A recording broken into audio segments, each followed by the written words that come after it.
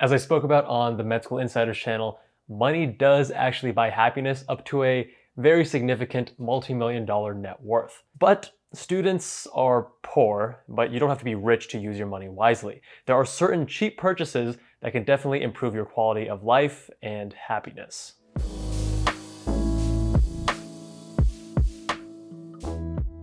The theme here isn't to buy entertainment or amusement, but rather use money to reduce friction in key areas of your life. If you can buy yourself more time or decrease the negative effects of stressors in your life, and it's reasonable, then I say go for it. We're going to discuss 6 items, and you can find the links to all of them down in the description below. Now, as you've seen me talk about on Med School Insiders on our sleep playlist, sleep is so important for every aspect of your life. Your mood, your energy, your ability to perform physically, your mental clarity, your mental performance, how you do in school, all these things. So for that reason, having your bedroom be this sanctuary, this safe space where you can really prioritize recovery is paramount. And light can actually be highly disruptive to your sleep. Even when you don't notice it, you may not wake up, but the actual quality of your sleep is compromised. So you can get Blackout Curtains on Amazon for like $30, and they actually insulate your room. So they keep out the hot or keep out the cold at your windows, but more importantly, they keep your room really dark so you can get better Z's. I purchased my first set back in college, been using them for several years. That apartment back then was kind of janky, very poor insulation.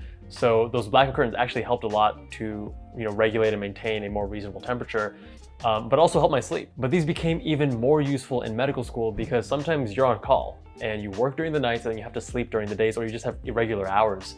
And it was amazing that when I would go to sleep during the day, 12 p.m. super bright, pull my blackout curtains, pitch black, much better sleep. Which brings us to point number 2, eye mask and good earplugs. Now, even when you're not at home, you still want to prioritize good sleep, whether that's in a hotel that's really noisy, or you're on a plane, or maybe on an away rotation that doesn't have good sleep conditions. These come in clutch. These aren't as ideal as using blackout curtains because it's not as comfortable to have something on your face compared to nothing, but they are the next best thing. The other thing is make sure you get contoured eye masks. These are much more comfy because your eyelashes don't touch the fabric. And trust me, it's a game changer. These are super cheap, like 10 or 12 bucks. Now, my all-time favorite purchase for less than $100 is this. A Kindle Paperwhite. I actually got mine from Craigslist. It was less than $100. You can get a new one though on Amazon for like a little over 100. Definitely worth it. Now, reading is one of the highest yield activities that has these massive compounding returns. And having a Kindle, at least for me, made it so much easier for me to read regularly. Before, I used to kind of read books occasionally, and then this just made it super convenient. You have all the books you would ever want on this single, lightweight, super slim, super portable device, and it's just a joy to use. Now, shout out to Dr. Randy McKnight, who is a kick-ass advisor at Med School Insiders. He also went viral on this day in the life of an orthopedic surgeon video. But back in med school, I was looking at a Kindle and I was gonna get the cheaper one, the regular Kindle, not the Paperwhite.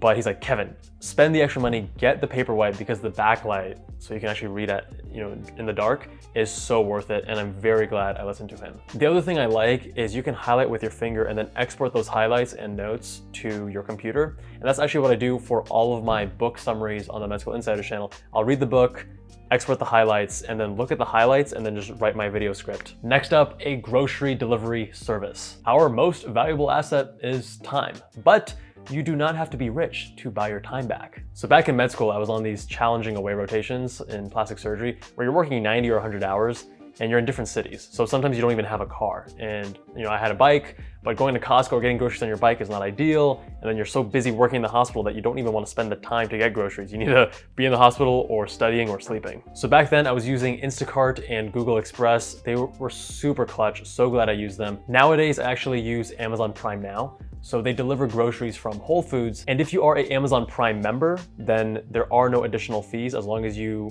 buy $35 worth of groceries in your order. Next up, a bicycle. If you follow me on Instagram, then it's no secret. I love cycling, or rather anything that has speed as a core component. The other cool thing about biking is that it's super efficient. You're killing 2 birds with 1 stone. Not only are you getting transportation, but also cardio and exercise. Now, cycling has a lot of benefits. First of all, it is a great way to start the morning. So even if you're on a tough rotation, on a surgical rotation, you need to get into the hospital by 4 a.m.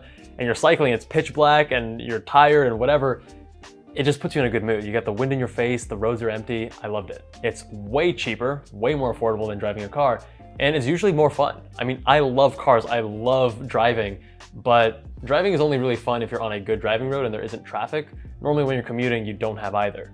So cycling definitely wins out here. Now in terms of cost, it's probably gonna be a little bit over $100, but if you get used, it should be pretty close. Go on Facebook, go on Craigslist, do your research. You can save a lot of money that way. Definitely do not buy a new bike from a department store. If you do wanna go new, then go to an actual bike shop. Next up, smart lights with a smart assistant. This one is so much fun. I have Philips Hue across my entire apartment, like this lamp right here, there's another lamp on that side, and my entire bedroom. Now, changing colors is not only fun, but it's actually very practical close to bedtime, because close to bedtime, you want to reduce your blue light exposure, so you want to use warmer colors. And I actually make my bedroom red at night to minimize blue light exposure, because blue light suppresses your melatonin, and you need melatonin to get restful sleep, to fall asleep quick, etc. Now, the automations is where the magic really happens. So every morning, I actually wake up from a simulated sunrise through my Philips Hue smart lights. I don't use any like auditory alarm. This is a nicer way to wake up peacefully and gently.